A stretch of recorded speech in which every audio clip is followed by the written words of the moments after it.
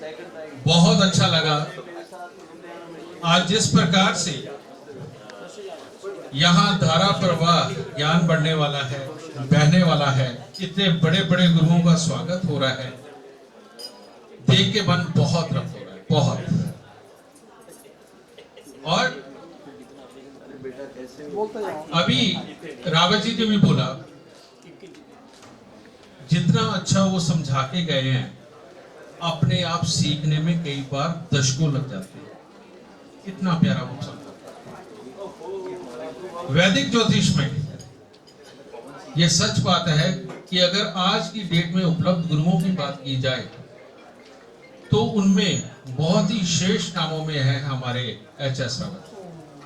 इसमें कोई बुरा। और वैदिक ज्योतिष में ही अगर हम बात करें कि ग्रहों को जांचने के साथ हमारे अध्यात्म को जांचने की, तो अनिल वस्त जी का जवाब नहीं, कोई शक नहीं। और मेरे गुरु लेखराज जी, इनका जवाब तो मुझे धरती पे नहीं नजर आता। तो आज बहुत अच्छा लगा। जब कोई भी ज्ञानी खड़ा होता है ना, जो गुरु होता है, वो घर से बिल्कुल सोच के नहीं आता कि मैंने बोलना है। उसे पता है कि सारा विज्ञान अंदर है, जैसी धारा बहेगी वैसी बहा देगी। तो हमारे रावत जी हमें एक रास्ता देके गए मंगल देव का। तो इन्होंने वैदिक के हिसाब से भी बताया, अपने ज्ञान के हिसाब से बताया, बहुत उत्तम बताया। लेकिन मैं लाल किताब के हिसाब से बताता हूं। लाल किताब के हिसाब से अगर उसे गहराई से जांचा जाए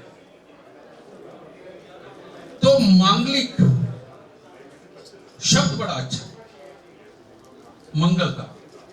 अगर ये शब्द अच्छा है तो इसे बुरा क्यों माना जाता है? इसे बुरा क्यों माना जाता है? अरे मांगलिक बच्चे की कुंडली भेजो, इतनी बार रिटर्न आती है कि ऐसे लगता है जैसे बेइज्जती हो गई। और कईयों की तो कितनी कितनी बार बेइज्जती इसी बात पे हो जाती कि वो मांगलिक है। शब्द इतना अच्छा और हाल ऐसा। रियलिटी में क्या है? लाल किताब वहां लिखती है भोला बादशाह।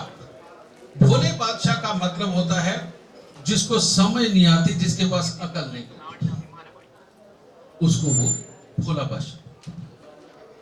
और लाल किताब ने मांगलिक भी किसको बोला? उसको बोला जिसका मंगल बद है, खराब है।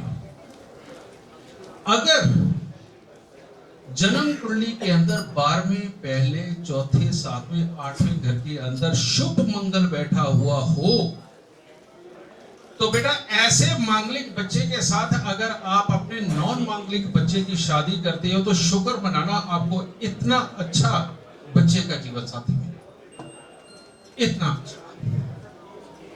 क्योंकि इस मांगलिक के अंदर कर्म शक्ति बहुत होती है, ये हार नहीं मानते, अपनी जिम्मेवारियों को बहुत ज्यादा समझते हैं। ये शुभ मंगल वाले मांगलिक। लेकिन जिनका मंगल अशुभ हो जाता है, बद हो जाता है, ये लोग कभी भूल के भी अपना जीवन ही नहीं चला पाते।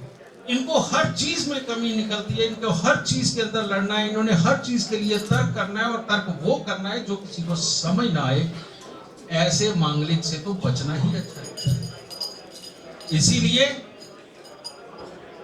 सिर्फ 12, 1, 4, 7, 8 में मंगल देख के बच्चे को रिफ्यूज करना, ये बहुत बड़ा पाप है। आप खुद गलती कर जाए, जरूर करिए रिफ्यूज, लेकिन तब अगर आपके बच्चे का मंगल शुभ है और सामने अगर अशुभ मंगल की आ रही है जन्म कुंडली, तो आपको रिफ्यूज कर देना चाहिए।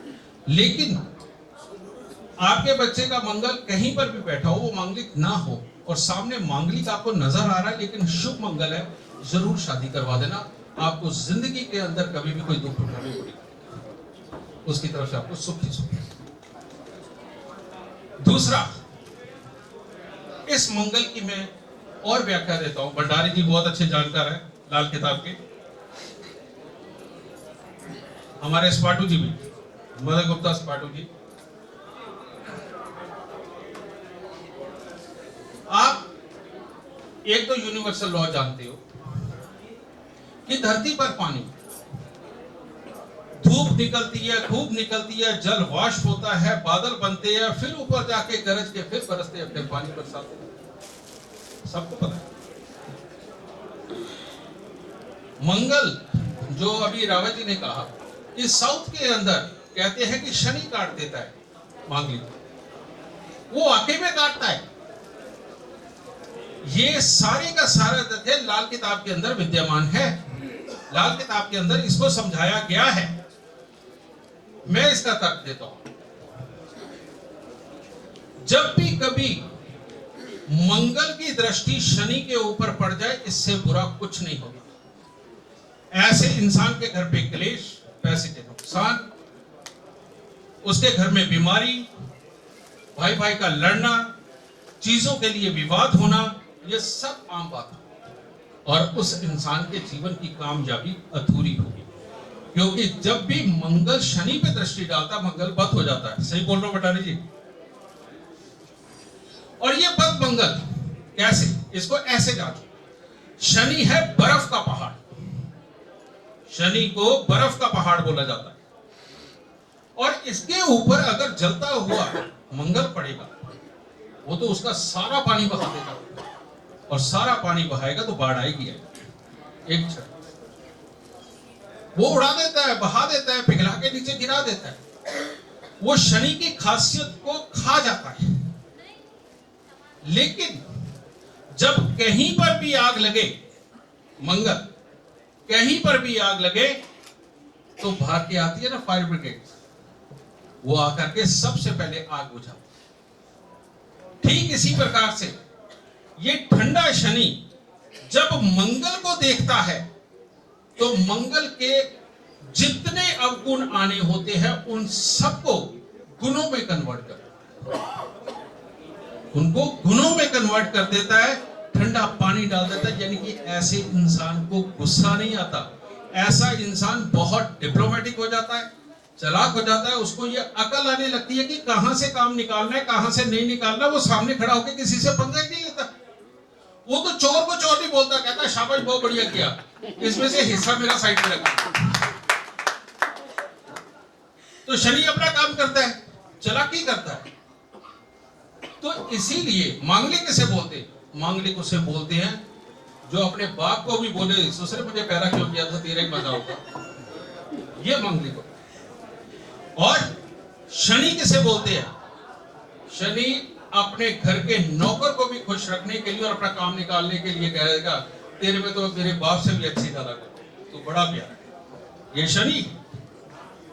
तो इसीलिए शनि को ये कहा जाता है कि वो मांगलिक के गुण को काट, ये इस तरह से। वैदिक में क्या है वो आपको उन्होंने समझाया, अभी आगे वश जी भी समझाएंगे। मैं लाल किताब के अनुसार